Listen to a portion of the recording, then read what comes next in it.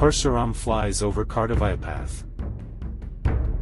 The Douglas-built Dakota, a historic aircraft, has played an important role in the battle history of independent India.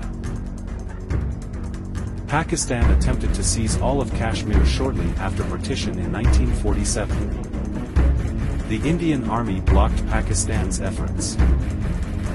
On October 26, 1947, India started its military operation. The IAF Dakotas landed at Srinagar Airport, carrying a select group of soldiers from the Sikh regiment. It was a breakthrough point in the First India-Pakistan War of 1947–48. After a fierce struggle, our army managed to thwart the Pakistani Lashkars and Pashtun tribesmen from most of the Kashmir Valley. Years have passed. M.K. Chandrasekhar, a Malayali, entered the privileged club of Indian Air Force pilots who flew Dakotas.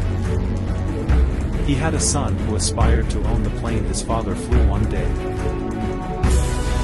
Time passed by. M.K. Chandrasekhar retired from the IAF as an Air Commodore. Years later, to memorialize the Dakota flown by M.K., his son purchased another Dakota and dedicated it to the Air Force. He bought a scrap Dakota DC-3, totally refurbished it, made it flyable, and turned it over to the Indian Air Force. Parsuram.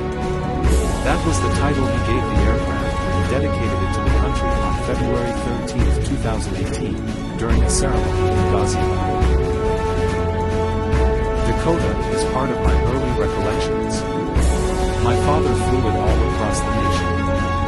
Today, my father's forever dream is blooming, he remarked. Parsuram took off from Indian Air Base into the horizon, blasting through the morning mist.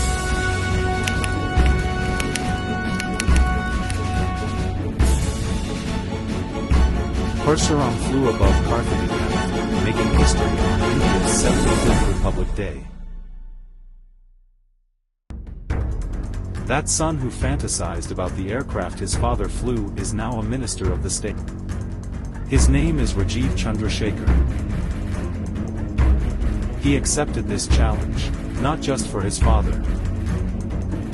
It is also the result of a childhood spent in military camps and a desire to build a business in the country despite having a decent job overseas. His decision was driven by his commitment to tackle ex-servicemen's difficulties, as well as his persistence in implementing one rank, one pension. Above all, nationalism has been ingrained in him since boyhood. That is what motivates him to pursue such activities without regard for profit or loss. Because of this sentiment, he founded the Flag of Honor Foundation and attempted to provide comfort to the families of soldiers who made the ultimate sacrifice. He is not your ordinary politician. He is a fervent nationalist who is motivated to make every vision he has for society and the country a reality. That's Rajiv Chandrasekhar.